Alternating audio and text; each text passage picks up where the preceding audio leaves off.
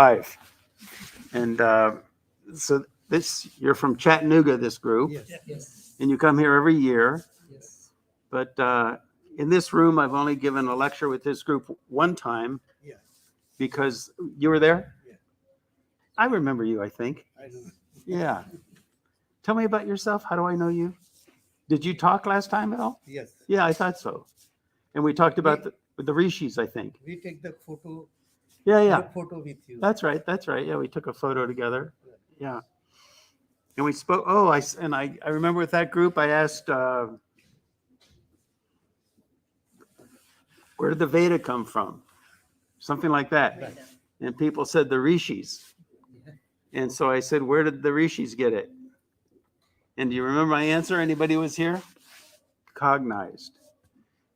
Probably the most important word we could learn and that the world should learn is cognition. Who knows what cognition even is? Not many people. The rishis, now rishis, we could say they're people, but they're much more than that, aren't they? They're actually structured within the nature of existence itself. And so the actual flesh body rishis, they're just incarnations of operators, of mechanisms within Chaitanya, within the unified field, as they would say it in physics. But as the rishis incarnated, they had perfectly pure physiologies, so pure that they could allow their awareness to go all the way to the very depth of existence, to that one thing called Chaitanya, the self-interacting dynamic of oneness. That's the Veda. And so those very subtle impulses of creative intelligence, those very subtle impulses of the self-interacting dynamic of oneness, welled up through their physiology and out their senses, out their vocal cords. And they chanted Veda. What part of Veda depended on the rishi, the nature of their own physiology, unique to each rishi. And that's called Vedic cognition. So the rishis didn't make up the Veda. The Veda is there, it's eternally, at every point in creation, all the time. But their physiologies were so refined that those very subtle impulses that are very source of everything welled up through their physiologies. You see? Now, there are lots of rishis, There's 7 sapta rishis, the main rishis, the sapta rishis. You all know this. And the head one for this prapancham, now in the West we call it this universe. But Vedic knowledge says, no, there's only one universe. And within that one universe, there are a lot of different prapancham, a lot of different universes. But really there's only one. So they use the word wrong in a way. So this prapancham, this one, what we call in the West a universe, the source of that knowledge that came from who? Within the unified field, within Chaitanya? Brahma. Brahma, the son of Brahma, they say the son of Brahma, was Atri, the rishi that is the upholder of the laws of nature of this universe. It's pretty neat, Now we have 7 saptarishis, and there's a principle in mathematics, they call it mapping, but we don't need to worry about that word. The idea is that each of the saptarishis go along with one of the stars in the Big Dipper.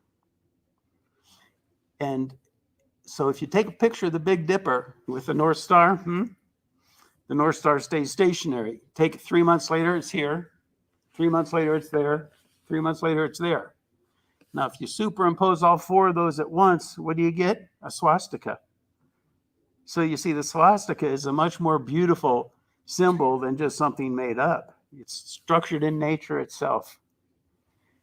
It all gets very deep, doesn't it? Because people can say, well, what about on planet Mars? There's a different North Star. Well, it's all infinitely correlated. Very complex, very sophisticated. But what I actually wanted to talk about, I wasn't planning on talking about any of that. I don't really plan my talks, we come, we talk, But I know the most common question I ask I'm asked when I come and see people visiting Mount Soma is, who are you? Why? What is this? Why Mount Soma? Why are you doing this? And so I thought I'd talk about that for all of you to hear. Like a lot of young children, when I was just a boy, I thought a lot about the world. And I remember my brother, I was just 5 years old, and my older brother, he said, you carry the weight of the world on your shoulders. I worried about the world. A lot of children are like that, but I was like that. And so then I wanted to figure out, what is this universe? What is this? I got into philosophy, Descartes, how do I know my hand is really a hand? Turns out it's not, it's Maya. But I wondered things like that. And so I went into physics and mathematics and tried to figure out the universe.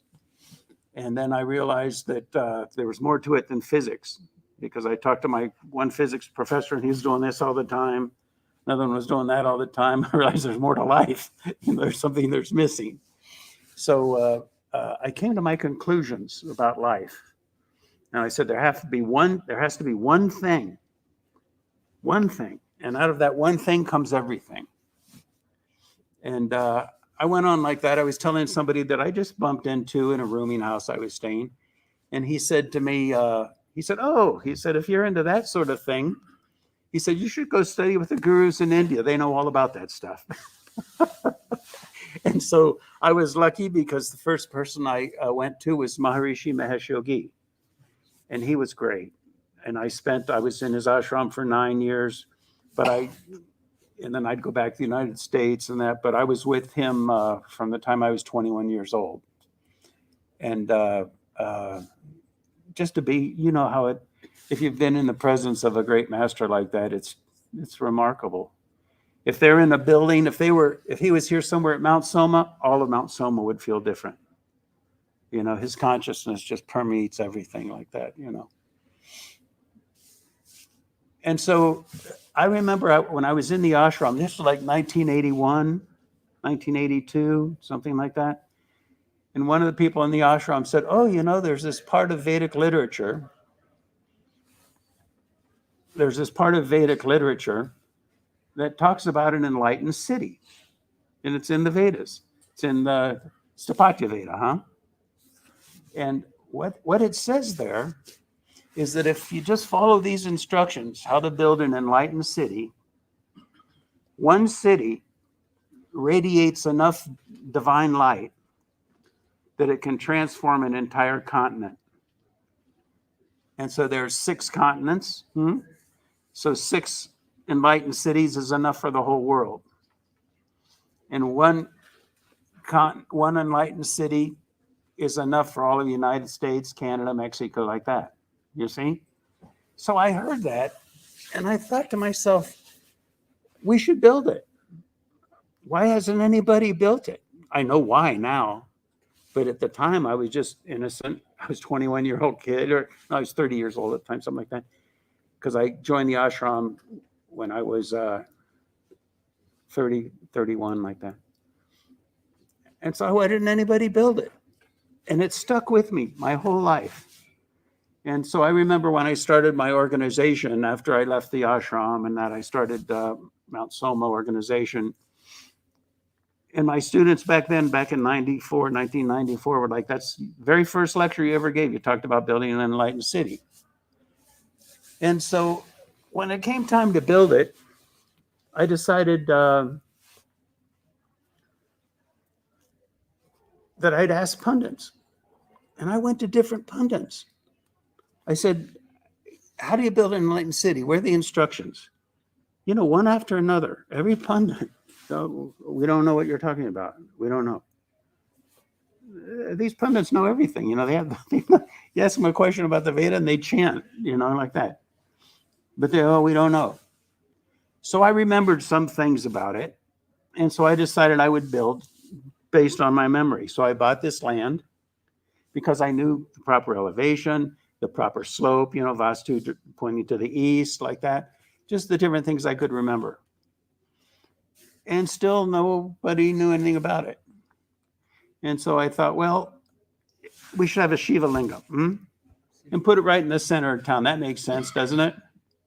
So I thought, we didn't have much money. I mean, we spent all our money on the land. We have like 450 acres or something. And so I thought, well, we'll just build a little garage and we'll put a Shiva Linga in the middle of it, and we have something. So I started, and one thing led to the next. People made donations, and we had enough to build a Shiva temple, Sri Someshwara temple, all perfect vastu. And so we hired a Sapati. He was a disciple of Ganapati Sapati, you know Ganapati Sapati. And we hired this Sapati from South India, and he designed the temple, and we built the temple. And then at one point I asked him, do you know anything about how to build an enlightened city? This is pretty amazing. You know who Vishwakarma is. Vishwakarma is the architect of the whole universe, this prapancham. And then his, like, somebody who works under him just for this earth, his name was Mamuni Mayan. He's a rishi. And Mamuni Mayan was in charge of earth. So it was Mamuni Mayan that cognized how to build an enlightened city. And do you know that not only did this Stapati know of Mamuni Mayan and all about how to build an enlightened city, he had the palm leaves of Mamuni Mayan, how to build an enlightened city. Amazing. And it almost seemed like I wasn't supposed to know any of this until we started. It was almost like my teacher wanted me to find it within myself a little bit before they just told me everything. I don't know. But at any rate, I was talking to this Stapati, SK we call him, and he said, well, yes, a Shiva Linga right in the center of town, a Shiva temple, perfect. And I thought to myself, what if I put a Rama temple, or something else, Shiva temple is right.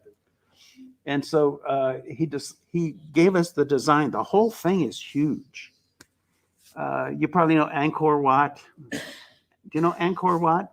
Angkor Wat is an ancient Vedic temple in Thailand, but it's abandoned now. It's all overgrown with jungle and everything. And some people think that was an enlightened city. But the thing is, the knowledge is extremely delicate. If we think the knowledge how to build a cell phone is delicate, knowledge of the technology of Chaitanya, of the unified field, is even more delicate. We have to be more careful. It's not fanaticism, it's science. And so we have to be very careful and very strict. So some people talk about, Hinduism. I talk about Hinduism. And I remember when Panditji came from India, I said, Panditji, this is a Vedic temple, not a Hindu temple. And he at first he looked at me and said, same thing. And why is it different? It's because, like Adi Shankara said, Adi Shankara, you know Adi Shankara? Adi Shankara said that the knowledge has to be purified every single generation, or it gets lost. It's that delicate. It slips through the fingers. And so we have to be very careful, not fanatic. This isn't like fanaticism. This is like science. See, that's the beauty of the Veda. It's heart and it's also science. It's both. It's everything. And so Panditji now, he knows more than I do. You bring up any subject and he starts rattling off the Veda about that subject. I'll never know all that. But nevertheless, he understood what I was getting at, what I was trying to say. And he said, oh yeah, of course, So what we're doing here is we're wanting to build an enlightened city that's completely in accord with natural law. Nature. What is the Veda? It's nature. It's just nature. And so that's what we're trying to do, but it's very difficult. And who can even guess? I didn't know. I had to experience it, unfortunately. But what's the biggest challenge to building an enlightened city? What's the biggest challenge? When I was in, where was I? Switzerland with Maharshi. I remember once he walked in the room. There was a group about this size. I was sitting right in the front where you're sitting. And he walked in and he looked very thoughtful. And he sat down and he grabbed a rose and he held the rose up. And he said, when a rose gets big, just naturally the thorns get big also. He said, I'm wondering what to do about the thorns. Now, when he said that, I thought I understood everything he was talking about. I thought he was just talking about the world. You know, there's lots of problems out there. We have to deal with the problems. And as more knowledge comes out, negativity will. Now I know what he was really talking about. Because when you build an enlightened city, the principle that Punjaji likes to talk about, positive, attracts negative.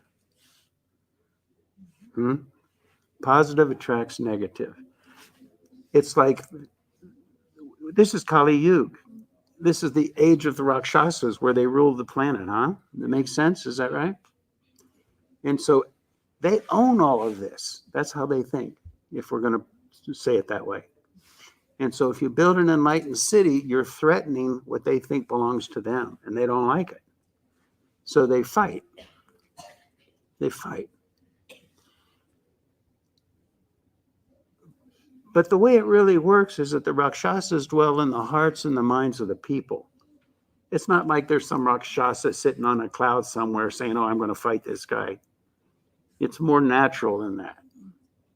And so what happens is you meet a lot of resistance. And the people here will tell you that it's unbelievable, the resistances that come up against us in trying to build an enlightened city. It's remarkable. But I tell my people, steady hand on a rudder. Just we keep going, we keep going, we keep going. And what's going to happen is sooner or later, the time is going to come where we develop so much sattva that will overcome the negativity. Now, this is very interesting. 5,000 years ago,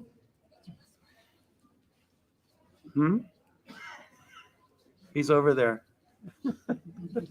You can come through. That's fine. No worries.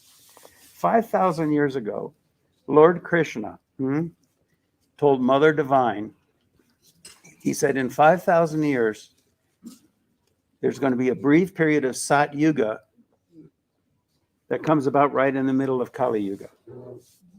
5,000 years ago, he told Mother Divine that. So we are at that transition point right now.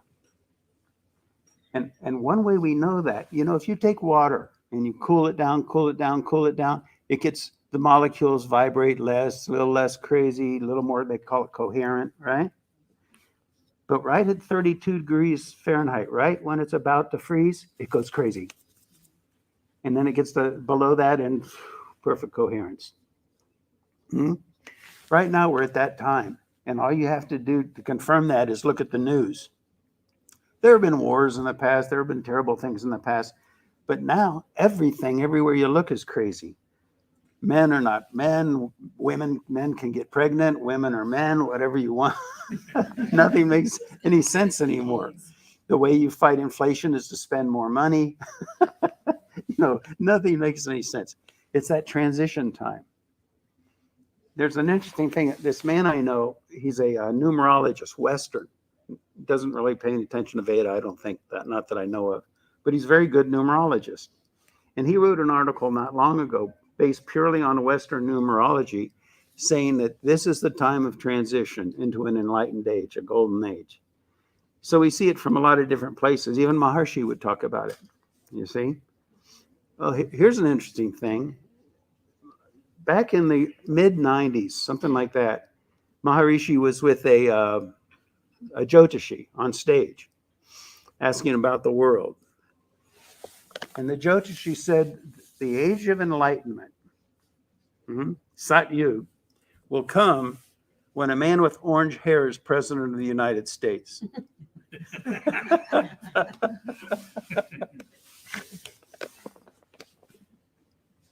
When I built this, I bought the land, we put up the Shiva temple, everything.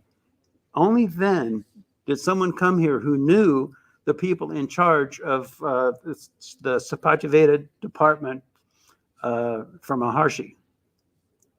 And he said Maharshi was looking in this area right here to build a city.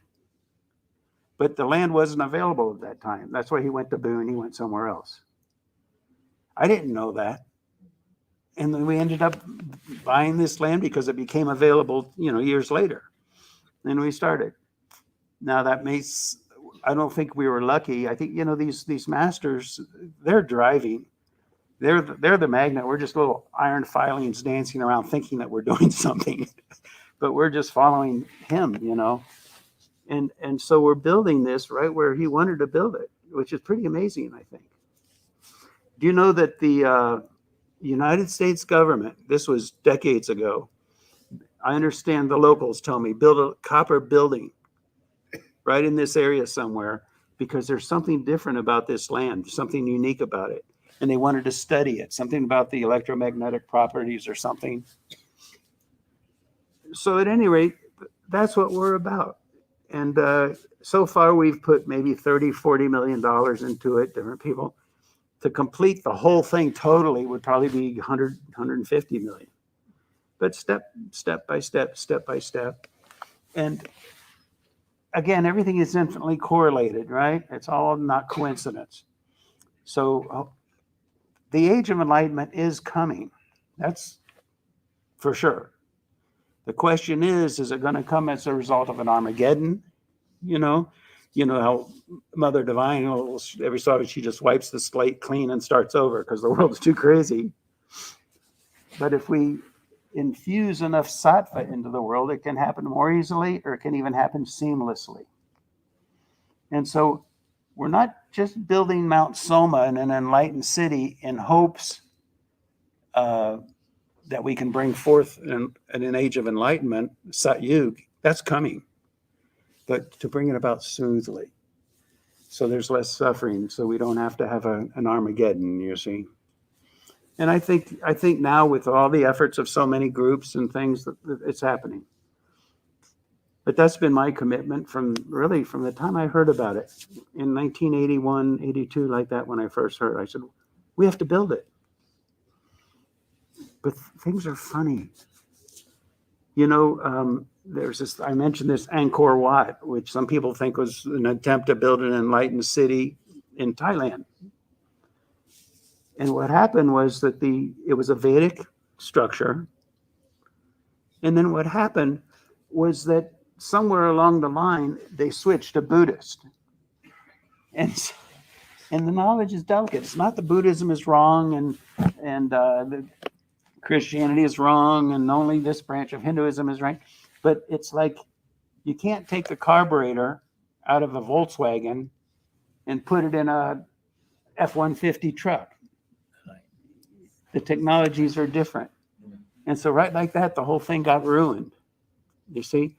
So we have to be very careful to continue the purity of the knowledge. Even the Stapati from South India said that one of the places in India where they got in trouble was they built a beautiful Vedic temple, just everything proper. But then years later, a king or somebody would want to stick another Murti in there. And that's all fine, but the Murti was in accord to a different design. It was a Volkswagen Murti put in a F-150 temple. And he said it just ruined everything. And so we have to be very vigilant and very strict and very careful. It's not old-fashioned. It's not fanaticism. It's commitment to the science of Vastu. The science. Because and we all know science is important when we think of our health, when we think of anything. But it's important also in spirituality. Because if we have that foundation for the science, Vedic science, then the heart can soar and blossom and our lives will be better in every way. And that's where real bhakti can find its fulfillment, you see. Yeah. Any questions or comments about anything? Otherwise, we'll finish up unless I'm here all day or I can leave right now, Any comments or questions about any of this or about anything? In our Hinduism, we say moksha. So, what is the central idea of moksha? Of like mukta meaning moksha. It's a all these are beautiful.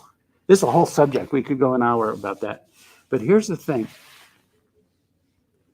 The underlying basis of everything is Chaitanya, or you could say Bhavati Tam. It's that underlying basis of the infinite purity, coherence, intelligence, divinity that underlines and births the whole universe. But here's what happens. We evolve. In that sense, Darwin was right. That we evolve, the species evolve. But what Darwin didn't know is that there's a force accelerating, propelling evolution. And that is that the unified field is there. The Chaitanya is there, underlying everything, breathing intelligence, coherence, harmony into all organisms. Even biologists will tell you, they did studies, scientific studies, and they said Darwin can't be the whole story because it happened too fast. All of a sudden you have human beings that happen too fast. They're missing something, and what they're missing is the idea that there's this source of divinity, Chaitanya, breathing intelligence, breathing harmony, propelling evolution in a direction. And then what's that direction? The direction of God, the direction of Chaitanya, the direction of divinity. Now, that's an evolutionary process. And even within human beings, there's an evolutionary process still going on. And what's that evolutionary process? It's a process when we move past what Maharshi Patanjali called some scars, storehouse of impressions, the chit. Our minds are made up largely of impressions in the mind, programmings, conditionings. And so as we purify the chit, we purify out the grip that those impressions have on our awareness, the things we believe, the things we feel, the distortions, right? And as that happens more and more, then the chit has less and less of a grip on us until finally we're no longer really functioning from those impressions, even good impressions, but still they're impressions. And what happens then is at some point, instead of functioning from that conditioning, from that chit that Maharshi Patanjali spoke about, then we start functioning from Chaitanya. We start functioning in harmony with the underlying basis of all existence. Now, we all sense that. Every single person in this room senses that divinity within. Even people that don't believe in God and don't believe in divinity, they can sense that there's something precious and important within themselves, huh? But now we understand that it's God. It's the divinity that dwells within all of us. But what happens is there's a moment where the chit dissolves, and we become more and more awake to the Chaitanya value, and there's a moment in time when it flips. And that moment when it flips, that's called liberation. That's called the awakening. And so that's what a Jivamukti is, It's a person that's living that level of life. And it's a very rare thing. Now, again, I can talk for hours about any of this stuff. But in the Himalayas, there are two temples I'd like to talk about. One is called Mukteshwara, and that's the temple of one awakening, Mukti, the one awakening. And then there's also Jageshwara. Jageshwara is 108 temples, I think it is. It's in the Himalayas also, and there are all these different awakenings. So you see, we have different awakenings, and a lot of times people have an awakening, they think, oh, I'm enlightened. It's just one awakening. The light bulb went off, But what we're talking about when we talk about full enlightenment, we're talking about the ultimate awakening, the Maha awakening. And that's enlightenment. And that's what people call moksha. Strictly speaking, moksha is something that happens after you're dead.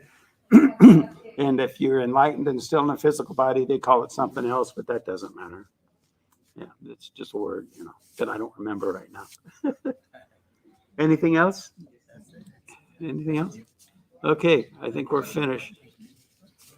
Thank you for listening, and I look forward to seeing you again next time. Ah, How much time have you spent in India? how much time did I spend in India? I was in the ashram for 9 years. Of that 9 years, and then other times in India, maybe a year and a half total in India. Yeah. Got all the knowledge. I got the knowledge from Maharshi wherever he was, but these are all stories I could go on for hours. And Have maybe, you been to Kailash mountain? no, I didn't go to Mount Kailash, but I started in the south. I was at, of course, Mukteshwar, Jageshwar, that's in the north. Then I went to Kanyakumari, Meenakshi, Rama, Rameshwaram, Venkateshwara, and I went south, but then I went north, Delhi and the Lakshmi Temple in Mumbai, and I went, there's so many places though. It's nice. You can go to a different place every week, and by the time you're done, you've only seen a few. There's so many, Thank you. Thank you. Jai Shri Shankara.